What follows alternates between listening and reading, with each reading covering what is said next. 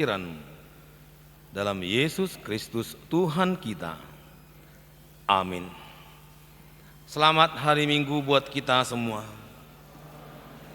Firman Tuhan untuk kita di hari Minggu ini diangkat dari surat Rasul Paulus kepada jemaat yang ada di kota Roma, pasal 12 ayat 1 sampai ayat 8, supaya kita sama-sama mendengarkan firman Tuhan. Karena itu, saudara-saudara, demi kemurahan Allah, aku menasihatkan kamu, supaya kamu mempersembahkan tubuhmu sebagai persembahan yang hidup, yang kudus, dan yang berkenan kepada Allah. Itu adalah ibadahmu yang sejati.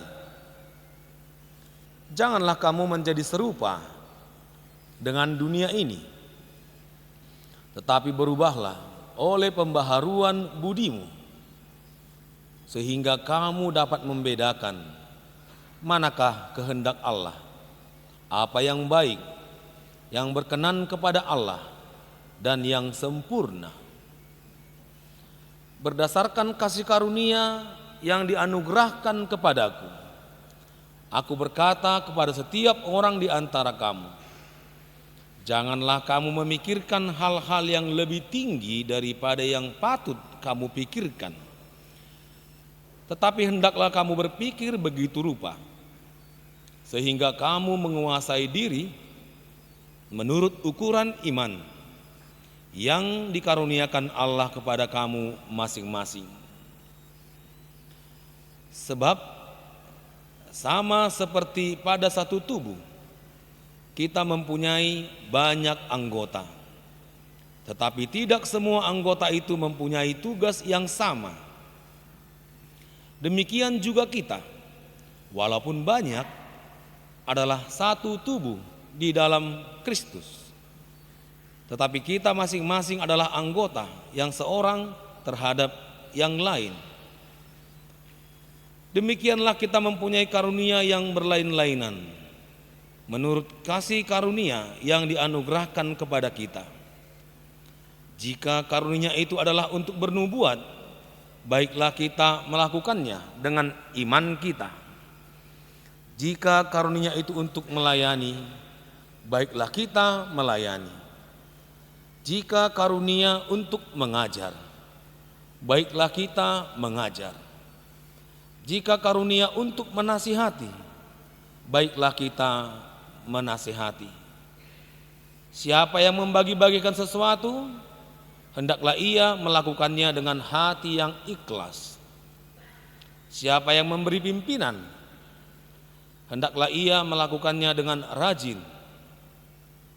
Siapa yang menunjukkan kemurahan, hendaklah ia melakukannya dengan sukacita. Demikianlah firman Tuhan. Saudara-saudara yang terkasih dalam nama Tuhan Yesus Kristus,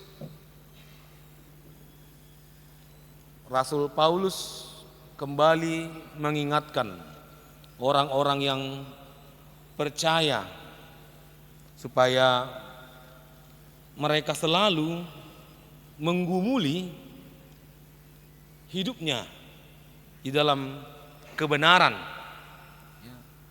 iman, percaya, dan juga dalam kebenaran. Paulus menginginkan setiap pribadi orang yang percaya hendaklah itu dapat nyata. Jadi itu harus terasa di tengah-tengah kehidupannya. Karena kalau tidak nyata, ya sia-sia, kan begitu.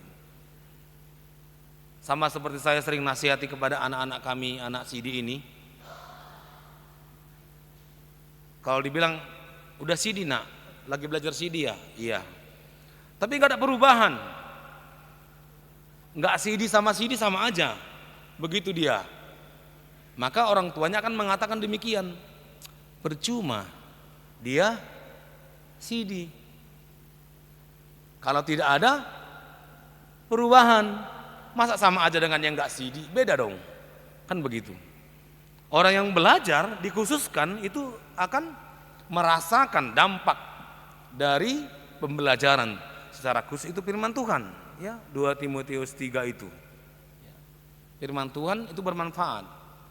Setiap orang yang bersama-sama dengan firman Tuhan, menggumuli firman Tuhan dan menyatakannya dalam kehidupannya, itu pasti berbeda dengan dunia ini. Oleh karena itu Paulus juga mengajarkan bagaimana engkau berbeda, termasuk juga untuk memberikan persembahan. Banyak orang berpikir, banyak juga orang yang hidup ketika dia memberikan persembahan, maka dosanya diampuni. Ketika dia memberikan persembahan, padahal persembahan yang dia berikan itu adalah persembahan yang mati.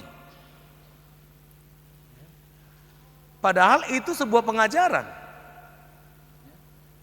Jadi ketika kita memberikan persembahan, itu pengajaran bagaimana kita memberikan hidup kita ini sebagai persembahan.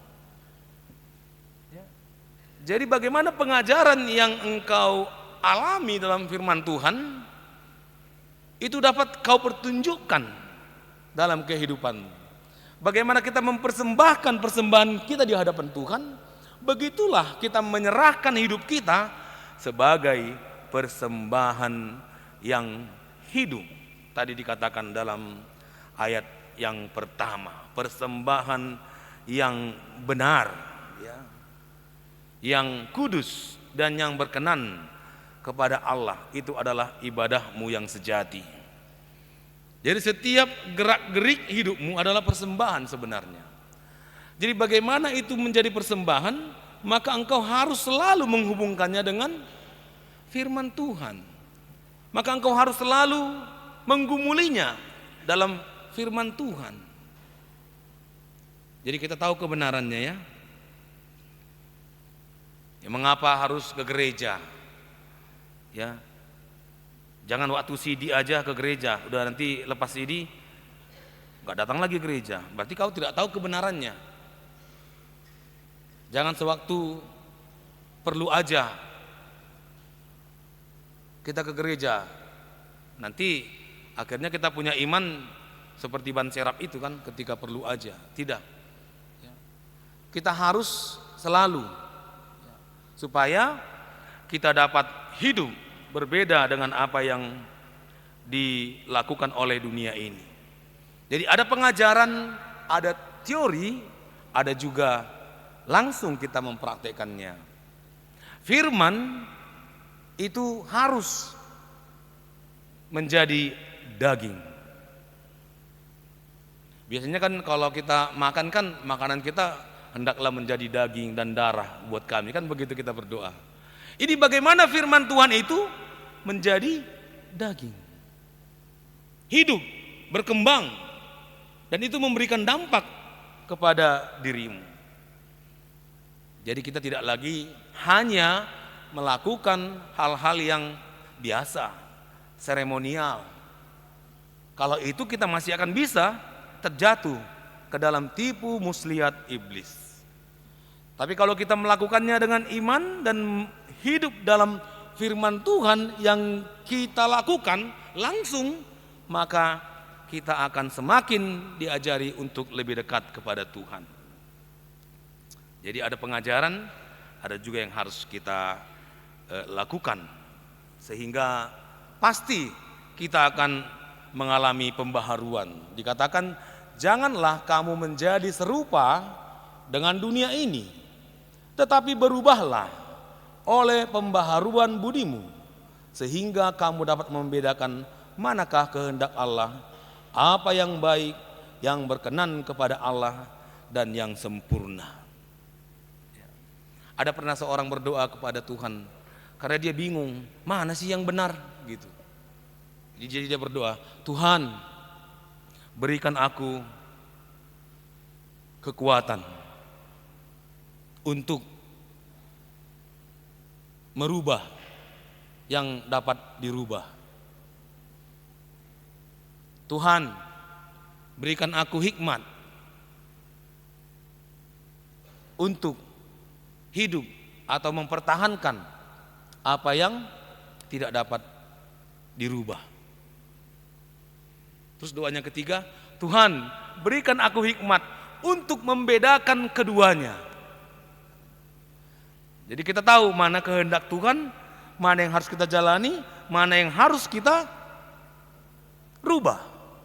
Di sini dikatakan berubahlah oleh pembaharuan budimu. Berarti perubahan itu harus terjadi di dalam budi kita, dari dalam sanubari kita. Dari situlah keluar hal-hal yang kita tunjukkan. Kalau di istilah kekristenan dikatakan seperti metamorfosis katanya ya, yang dari ulat menjadi kupu-kupu. Dia selalu mengalami perubahan semakin baik dan juga semakin mulia, menjadi persembahan yang hidup di dalam firman Tuhan. Jadi itu kelihatan enggak dalam hidup kita? Ataukah itu hanya ada di dalam pikiran kita? Atau hanya ada di dalam teori saja? Atau di dalam pengakuan saja? Banyak orang mengaku tapi tidak melakukan. Banyak orang berjanji tapi tidak melakukan. Banyak orang percaya tapi itu hanya untuk dirinya saja. Kalau ini kita sudah dibaharui, percaya enggak kalian bahwa semua kita ini sudah dibaharui? Tapi ada aja orang yang sudah dibaharui tetap kembali kepada kehidupan yang lama. Kalau istilahnya kami di kampung di Sumatera Utara sana seperti kerbau ya. Kerbau itu bagaimanapun kita bersihkan terus, dia akan lari kemana? Ke kubangan ya. Kotor lagi. Udah kita sampoin, udah kita berus, dia akan cepat-cepat lari ke kubangan menjadi kotor lagi. Kalau kita tidak, kita semua percaya bahwa kita sudah dibaharui dalam firman Tuhan, sudah dibaharui dalam baptisan, maka kita bukan lagi orang-orang duniawi. Walaupun kita hidup di tengah-tengah dunia, tapi kita hidup dalam kehidupan yang baru. Sering dikatakan lahir kedua kali. Kalau lahir yang pertama kan kita dari melalui ibu kita. Lahir kedua kali kita melalui baptisan. Jadi kita hidup dalam Roh Tuhan yang selalu mengajari kita supaya kita meninggalkan segala bentuk hal-hal keduniawian, supaya tidak serupa dengan dunia ini. Janganlah kamu menjadi serupa. Ya, karena kita adalah orang-orang yang telah dilahirkan sehingga kita mampu untuk menunjukkan bagaimana kita percaya dan hidup dalam iman percaya kita. Jadi supaya hidup kita berguna. Itu yang Paulus lihat. Jadi Paulus melihat di setiap kehidupan manusia ada pengajaran rohani yang Tuhan inginkan supaya mereka hidup di dalamnya. Termasuk di ayat yang berikut. Dikatakan di ayat yang berikut, berdasarkan kasih karunia yang dianugerahkan kepadaku, aku berkata kepada setiap orang di antara kamu, janganlah kamu memikirkan hal-hal yang lebih tinggi daripada yang patut kamu pikirkan. Tetapi hendaklah kamu berpikir begitu rupa sehingga kamu menguasai diri menurut ukuran iman yang dikaruniakan Allah kepada kamu masing-masing. Ini dia ya. Jadi bagaimana firman Tuhan juga mengajari kita untuk menjadi orang-orang yang mampu untuk merendahkan hati, merendahkan diri. Karena kalau dia tidak membaca firman Tuhan, dia merasa dia benar. Dia merasa lebih tinggi dari orang lain, ada kesombongan. Tapi kalau dia bersama dengan firman Tuhan, maka dia akan disadarkan bahwa dia adalah orang yang lemah, orang yang berdosa sama dengan orang yang berdosa yang lain. Dia tidak ada kesombongan. Karena semakin maju zaman ini ada juga kesombongan. Ada dikatakan kesombongan rohani. Udah muncul kesombongan rohani. Kok bisa ada ya kesombongan rohani gitu. Tapi kita tidak, kita adalah orang-orang yang semakin dekat dengan firman Tuhan, semakin mengetahui bahwa kita adalah sama seperti yang lain, orang-orang yang berdosa yang ditebus dalam penebusan Yesus Kristus. Jadi nggak liar kita berpikir. Secara iman kita mengaku bahwa aku adalah orang yang berdosa. Aku adalah orang yang masih perlu untuk diberikan terang oleh firman Tuhan. Jadi mau dia membaca firman Tuhan, mau dia melakukan firman Tuhan, karena dia orang yang mau dan tunduk dan taat terhadap segala yang Tuhan inginkan. Sehingga kamu mampu untuk menguasai diri menurut ukuran iman yang dikaruniakan Allah kepada kamu masing-masing. Jadi bukan iman pribadi masing-masingnya, tetapi iman yang sama. Jangan nanti kau katakan, wah kan firman Tuhan mengatakan menurut ukuran iman, berarti imanku lebih besar daripada imanmu. Tidak, iman kita satu, sama.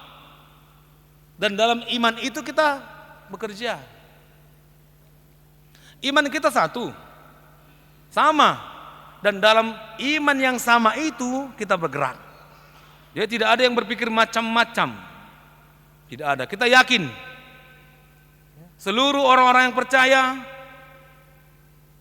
satu macam imannya. Tidak ada iman yang KW-KW-an. Tidak ada iman-iman yang lain, buat-buatan atau iman pikiran sendiri. Tidak. Satu. Kita beriman kepada Allah Bapa, kita beriman kepada Yesus anaknya, dan kita beriman kepada rohnya. Jadi kita beriman kepada Allah Bapa, kita beriman kepada Allah Anak, dan kita beriman kepada Allah Roh. Tidak ada yang lain di sini kan imannya kan? Kalau ada yang lain harus dibaharui lagi dia. Ya. Sama iman kita, dan dari iman yang sama itulah kita mampu untuk menguasai diri. Dari iman yang sama itulah kita percaya, aku dan kau sama-sama melakukan segala kehendak Tuhan yang telah dikaruniakan. Jadi kita bersuka cita. Ya, tidak ada lagi kecemburuan. Ya, tidak ada kecemburuan. Tidak ada lagi keegoisan di sini. Karena sama. Ya, iman yang sama. Jadi apapun yang kita terima dalam iman kita yang sama itu, maka kita bersuka cita untuk hidup di dalamnya. Sesuai dengan karunia dikatakan tadi. Sebab sama seperti pada satu tubuh, kita mempunyai banyak anggota. Tetapi tidak semua anggota itu mempunyai tugas yang sama. Demikianlah juga kita, walaupun banyak, adalah satu tubuh dalam Kristus, tetapi kita masing-masing adalah anggota seorang kepada yang lain. Jadi bukan mengatakan satu tubuh, akulah kepala ya, kaulah kaki, bukan. Kita semua anggota, dimanapun kita melakukan segala aktivitas kita. Kita adalah anggota tubuh Kristus. Kalau kita dipersatukan, kita menjadi anggota tubuh Kristus yang bergerak di semua kehidupan. Ya, tidak boleh sesama anggota saling menyakiti. Tidak boleh sesama anggota saling merendahkan, karena sama-sama anggota tubuh. Karena tidak boleh berpisah. Kalau tangan kita dipisah dari kita, dia bukan tubuh. Tangan saja dia. Kalau kaki dipisahkan dari tubuh kita, dia bukan tubuh, dia hanya sebatang kaki. Tapi kalau disatukan dan bersatu, semua anggota-anggota, maka itu yang dinamakan satu tubuh yang di dalam Kristus, yang semua anggota-anggotanya diberikan karunia yang sangat banyak sehingga dia bermutu. mutu, fungsi ya. Ada fungsinya. Jadi kalau semua kita memberikan fungsi masing-masing di setiap kehidupan kita, maka itu menjadi persembahan yang hidup. Ya. Kalau semua anggota tubuh Kristus di seluruh dunia ini melakukan mutu dan fungsinya, maka orang-orang dapat ikut merasakan bagaimana firman itu menjadi berkat di dalam kehidupannya. Jadi kalau di Indonesia ini istilahnya bineka tunggal ika, begitu ya, berbeda-beda tetapi satu. Walaupun kita berbeda, tapi kita satu di dalam Tuhan, orang-orang yang percaya. Karena itu Paulus selalu mengatakan, hendaklah kamu hidup sehati, sepikir, satu tujuan.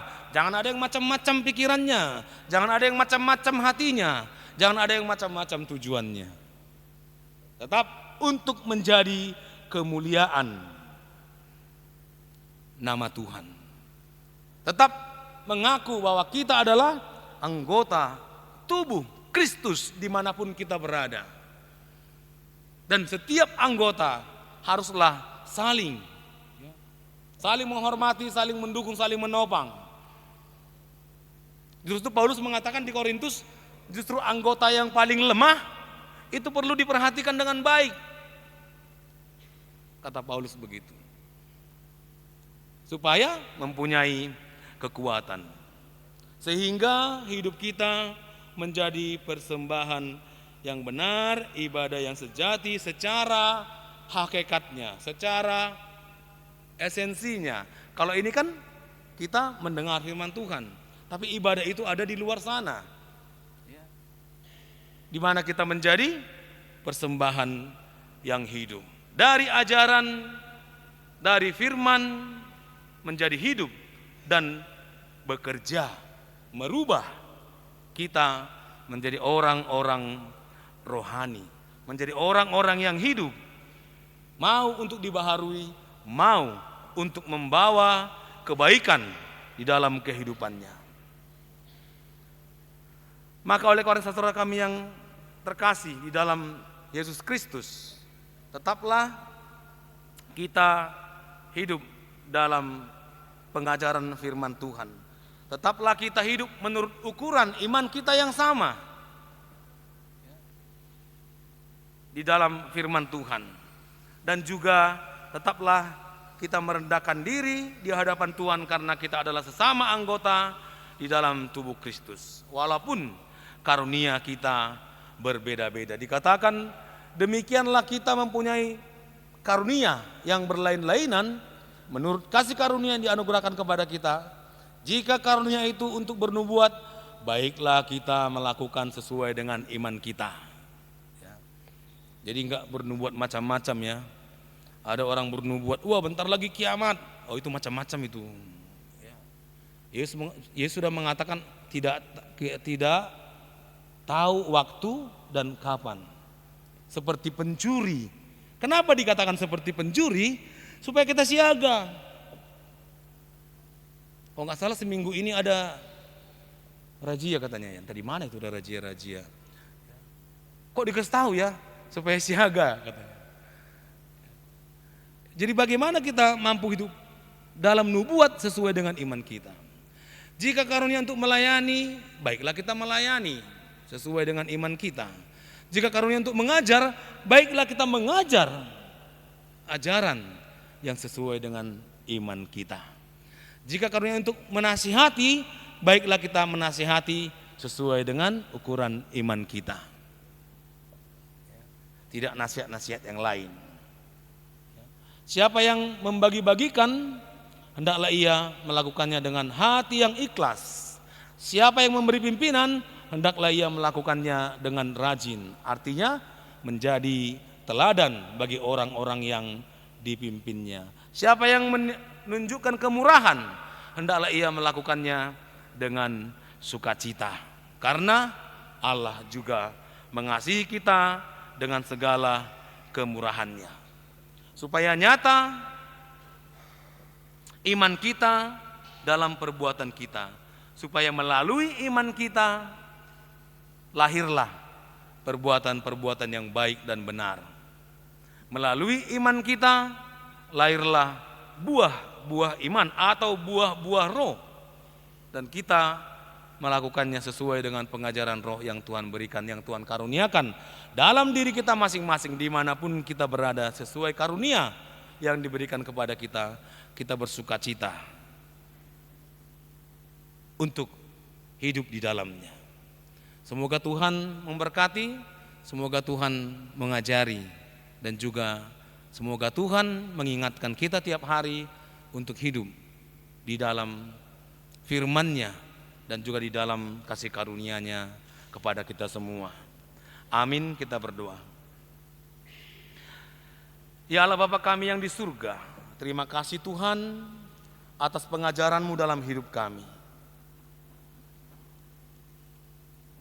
agar kami dapat mempersembahkan tubuh kami sebagai persembahan yang hidup, yang kudus, yang berharga, dan itu yang berkenan di hadapan-Mu.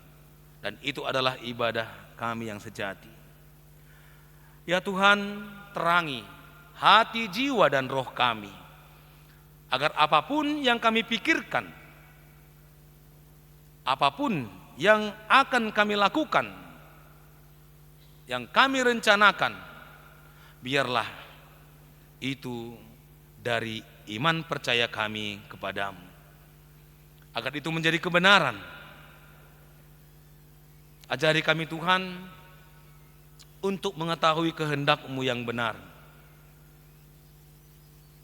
supaya kami bersuka cita, mempunyai kekuatan untuk melakukannya, karena Engkaulah Tuhan yang menyempurnakannya di dalam firman. Biarlah firman-Mu senantiasa ada di dalam hati dan pikiran kami, agar kami dapat dengan bijaksana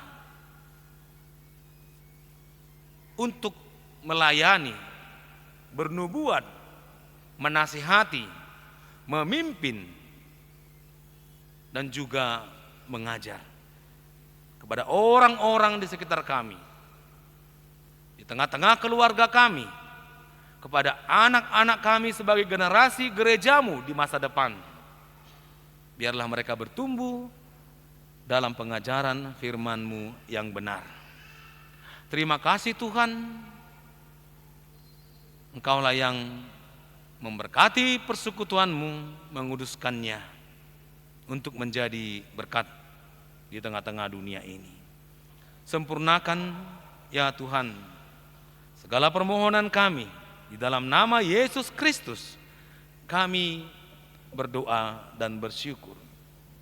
Amin.